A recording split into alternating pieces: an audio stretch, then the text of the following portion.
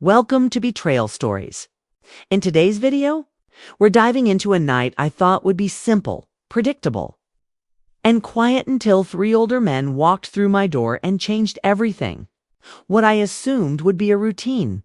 Forgettable evening turned into a slow-moving storm of secrets, suspicion, and revelations I should have seen coming long before they arrived. By the time morning light finally touched the windows, I understood one thing. They weren't here by coincidence, and I was never supposed to be alone with them. Before we begin, make sure you're subscribed. Tonight's story is one I've held on to for a long time, one that didn't just test my instincts, but nearly cost me far more than peace of mind. Let's start from the beginning. The arrival. One, I thought I had them figured out the moment they walked in. That's the dangerous thing about assumptions. They feel safe until reality flips them upside down. They arrived just after dusk, stepping inside like shadows disguised as guests. Three men, older, polite, calm. The kind of steady, grounded calm that hides more than it reveals. Their clothes were simple, their movements reserved, their expressions unreadable. But there was something else. Something I didn't understand until much later. At first glance, they looked like they belonged to a different era generation, taught to measure their words, keep their emotions folded neat, and hold their secrets tighter than their breath. I told myself they were harmless. I told myself they'd settle in quietly before the night even had a chance to begin. But the way they watched me, the way they stood together without needing to speak, the way they stepped into the room like they already knew it, that told a different story. A story I didn't realize I was stepping into until it was too late. The first man stood closest. He had the kind of stillness that doesn't belong in a stranger. A steadiness that made the hallway light bend around him, leaving me standing half in shadow. He didn't speak at first. He didn't need to. His presence alone said more than words could catch. He observed everything, the walls, the corners, the exits. Not like a guest, not like a tired older man settling into the evening, but like someone taking inventory, like someone preparing. He didn't look at me with curiosity. He looked at me with certainty, as if he already knew why he was here, and that certainty stole my breath before the night even began. The second man. The second man wasn't slow or hesitant. He caught my attention immediately. Stepping forward with practiced ease, his voice folded into the moment with a calm, controlled warmth, the kind that feels friendly at first but too measured to be genuine. He guided the interaction, not forceful, but unyielding, choosing the direction of each moment without asking permission. Without leaving me room to shift the pace, he didn't interrupt me. He didn't overpower me. He simply moved the night forward with such precision that I didn't even realize he was directing IT. Till later, when I retraced every second, every time he spoke. It felt like he'd been preparing for this conversation far longer than the time he'd spent inside. My doorway.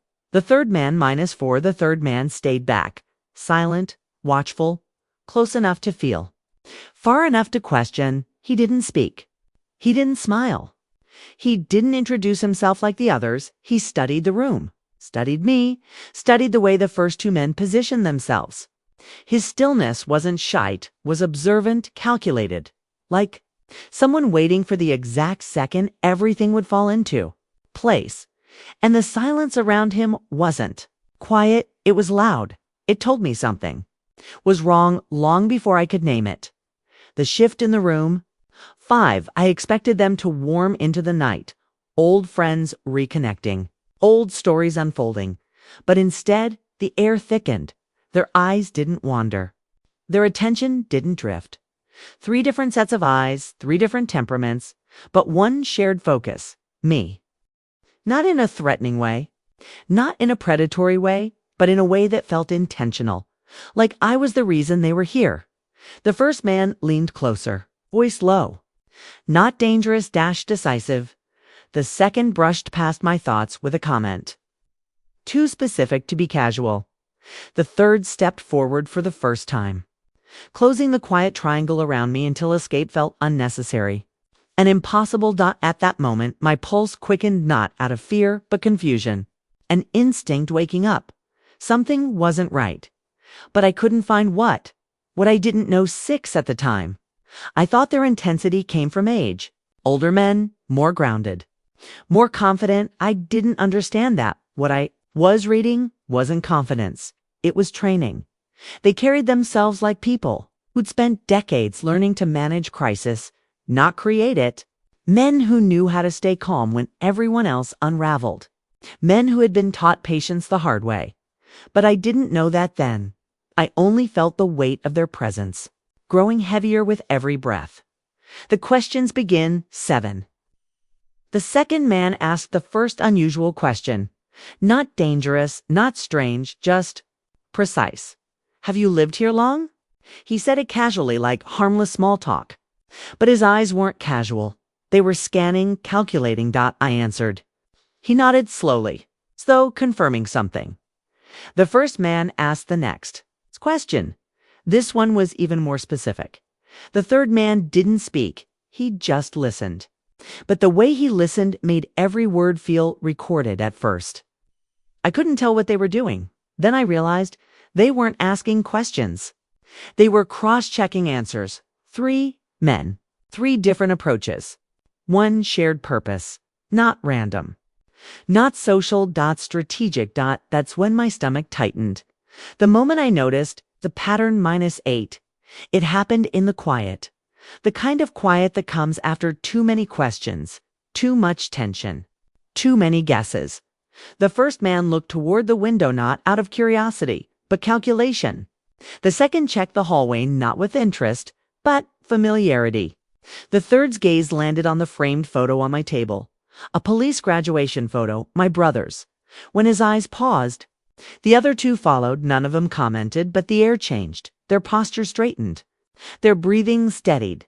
Their silence sharpened. That was the moment I knew.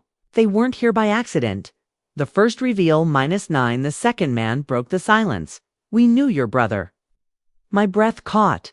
He didn't say how. He didn't say when. He just watched my reaction. Measuring every twitch in my expression, every shift in my breathing, every flicker of emotion in my eyes. How? I asked. The first man stepped closer, his tone steady. He worked a case years ago, a case that never fully closed. The third man finally spoke, soft, controlled. He trusted the wrong person. We don't want that to happen to you. My skin went cold. Every assumption I'd had about them cracked. They weren't here for me. They were here because of something tied to my brother, something unfinished, something dangerous. Flashback. What I remembered. 10. My brother used to mention a case he hated talking about. A case he said he couldn't bury, no matter how much time passed. He said some people involved had disappeared. Others had changed their names. Some had resurfaced in unexpected places. He told me once, if anything ever feels off anything, you tell me. But he never told me why not now, standing with these 3 men. I understood one piece. My brother wasn't paranoid. He was careful. And whatever he left behind, it wasn't gone. Their purpose won. The second man finally explained. Your brother was investigating a network. Small, quiet, well-connected. Not violent, but organized. Very organized. My hands trembled. The first man added, he got too close. And when he did, they turned their attention to him. And whoever mattered to him, my throat tightened. And me. I whispered that the third man nodded once. You weren't supposed to be alone tonight. The warning 12, they revealed the truth slowly. Like peeling back layers of a story that had been dormant for years. Someone had resurfaced. Someone connected to my brother's case. Someone who had been watching my house for days. We came because he might come back tonight. The second man said. I stepped back. Fear finally found me. The first man lifted a calming hand. We're not here to scare you. We're here to make sure you're still here when the sun rises. My heartbeat filled the room. The Plan 13, they explained everything. Where they'd been. Who they worked with. How they knew my brother. Retired officers, investigators, friends of his. People who owed him more than a simple favor. They weren't here by chance. They were here to finish the case he never could. And tonight was the one night. Their suspect planned to move. The stakeout. 14, the light in the room dimmed as the tension thickened. They positioned themselves with practiced ease. One near the window, one near the hallway, one near the back door, not aggressive, strategic. The silence wasn't empty anymore. It was preparation. Every sound outside made my pulse hitch. Every car, every footstep, every shift in the wind. The third man finally murmured, "He's close." How he knew, I didn't ask. I didn't want the answer. The night unfolds 15 as the hours passed. Their vigilance didn't weaken. Not once. Every time I drifted, the second man guided my attention. Every time fear shook me, the first steadied me with quiet reassurance. Every time I thought the danger had passed, the third whispered, "Wait." Their attention wasn't on me anymore. It was on the house, on the perimeter, on the one person who hadn't shown up yet. Time became heavier. Breath became quieter. The night didn't feel like night anymore. Felt like a countdown. The sound that changed everything, -16, it happened at 3:14 a.m. A soft sound, barely audible. A click. Not from inside the house, from the outside. Gate. The three men straightened at the same time. Not in panic. In certainty. "He's here," the first man said. The second motioned me behind him. The third moved toward the back, silent and sharp. My pulse blurred. My vision tightened. Everything I had dismissed earlier, their posture, their preparedness, their caution suddenly made perfect sense. They weren't overreacting. They were right. The confrontation, 1-7, a shadow. Moved near the window, slow, intentional. A silhouette of someone who knew the layout of my house, someone who had been watching someone who wasn't supposed to be. Here, the second man turned to me. "No matter what happens, stay behind us." The first man opened the front door slowly. The third moved to flank him. Then a figure stepped into the yard. Not a stranger. A K-man my brother had mentioned in passing. A name that haunted his old case files. A name associated with a group that never lets things stay buried. The suspect, the loose end. The reason my brother warned me years ago. The moment of truth. 18, the three men confronted him not with weapons. Not with aggression, but with evidence, proof, photos, documents, records. My brother had collected. The suspect froze. His eyes darted between them and me. He recognized me. He realized why they were here, and he knew he'd lost the moment he stepped into the yard. The tension cracked not with violence, but with surrender. The first man cuffed him. The second read his rights out of old habit. The third watched the street for accomplices. In minutes. It was over. Years of unfinished work closed in the quietest hour of the night. The aftermath. 19, when the suspect was taken away. Dawn had already crept into the sky. The room felt lighter, warmer. Safe, the first man placed a hand on my shoulder. "We've been proud of you." The second smiled. Faintly. "He trusted you for a reason." The third nodded once. "Now it's done." And just like that, they left. No dramatic exit. No long speech.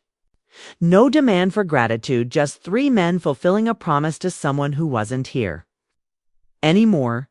Three men who understood loyalty in a way most people never will. The morning after, 20, when sunlight finally filled the room, I stood alone, but not afraid. Not anymore, for the first time. I understood the weight my brother carried. The danger he shielded me from. The people who stood by him long after he was gone. And I realized something else. I had underestimated them from the moment. They walked in not because of their age, but because of their experience. Their loyalty, their commitment to finishing what my brother started. I didn't outlast them. I didn't guide them. I didn't predict them. They carried the night from beginning to end, and because of them, I saw the sunrise. Outro. That was my night. Tell me honestly, what would you have done? Would you have trusted them? Would you have opened the door? Would you have believed the warning? Tell me in the comments below. I'll be reading every one. If you enjoyed this story, don't forget to like the video, subscribe, and turn on notifications so you never miss the next episode of Betrayal Stories. Your support means the world. Until next time, stay safe.